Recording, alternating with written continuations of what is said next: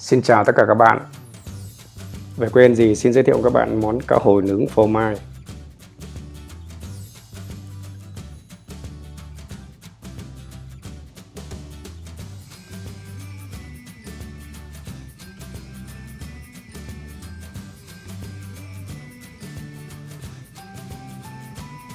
Cá hồi sau khi mua ở Metro, các bạn lột hết da và bỏ xương. Có thể dùng nhíp hoặc là dùng dao tách xương ra khỏi thân của cá.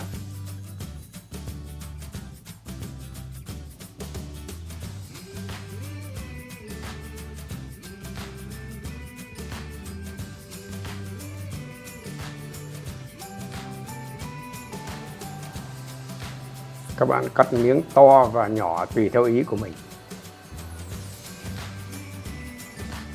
Là món ăn châu Âu nên gia vị rất đơn giản, dùng một chút muối trắng và một chút nước chanh.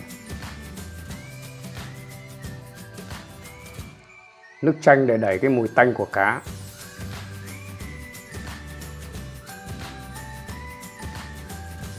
Các bạn có thể bỏ thêm một chút húng quế. Mình dùng cái tinh dầu của húng quế, khi nướng nó tiết ra cái vị thơm.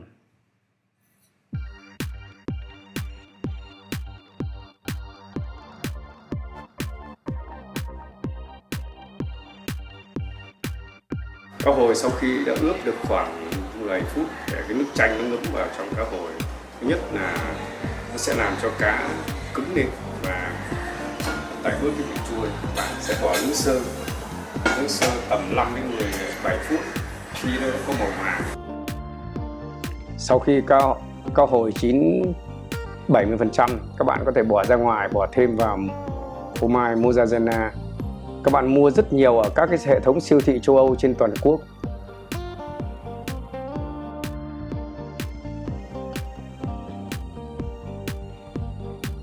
Sau đó ta cho vào lò điều chỉnh nhiệt độ từ 180 đến 200 độ C.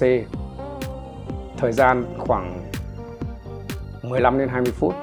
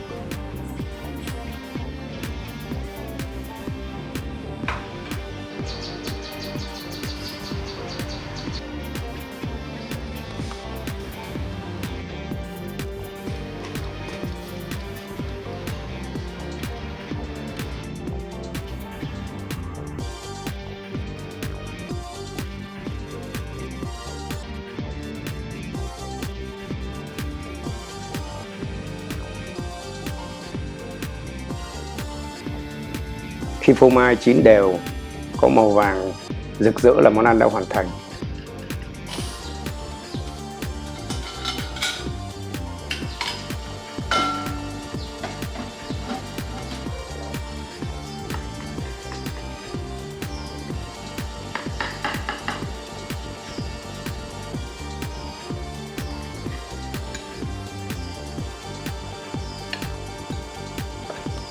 Phô mai vàng rộm, cá hồi chín tới, béo, bùi các bạn nhé.